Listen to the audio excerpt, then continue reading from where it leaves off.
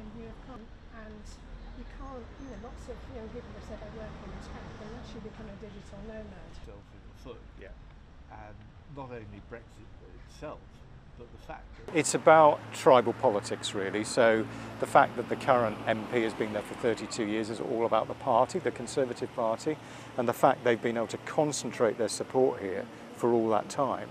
What's breaking down is the fact, as I've said, is the state of the country, the disenchantment with the Conservative Party, and then a party like mine that's challenging very hard, and people getting behind one other party to remove the Conservatives and vote for change.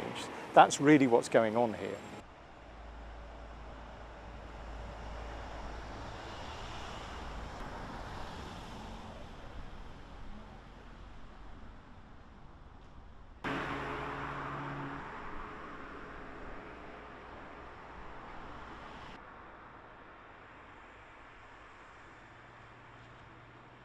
What we saw in the local elections, which we had earlier this year, was that in places where voting Lib Dem did most damage to the government, Labour voters were very happy to vote Lib Dem. I mean, not all of them, but enough of them to really hurt the Conservatives.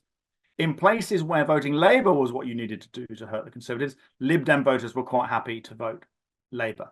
And so the Conservative Party faces this absolutely awful pincer movement. In fact, pincer is probably not, pincer doesn't describe it painfully enough because it's coming from multiple directions. I think rental reform will be a big thing that I hope in the next government somewhere else. But how are you supposed to, in this current climate, how are you supposed to start even? This has been a Tory seat forever, for 32 years, longer than I've been alive.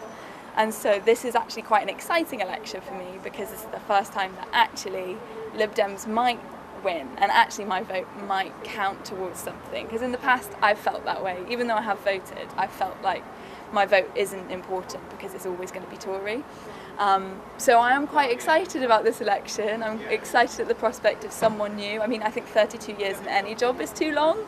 You surely have run out of ideas by now. I find amongst my friendship group that a lot of people have traditionally been One Nation Tories without really thinking about it because that's the way their parents voted, etc., etc.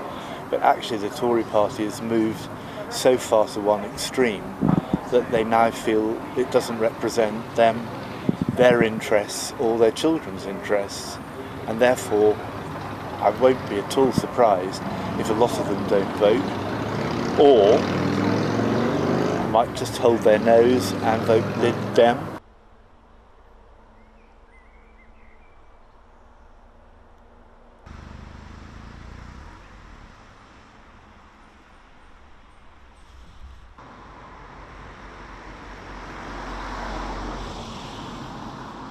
If the opinion polls are broadly right, we are going to probably see a more dramatic set of election results in terms of the casualties that the Conservative Party is going to suffer. And certainly we have seen in most of, well, certainly we've seen in all of the 21st century, most of the 20th century, possibly going back to sort of 1832 and that point, when British party politics sort of almost began.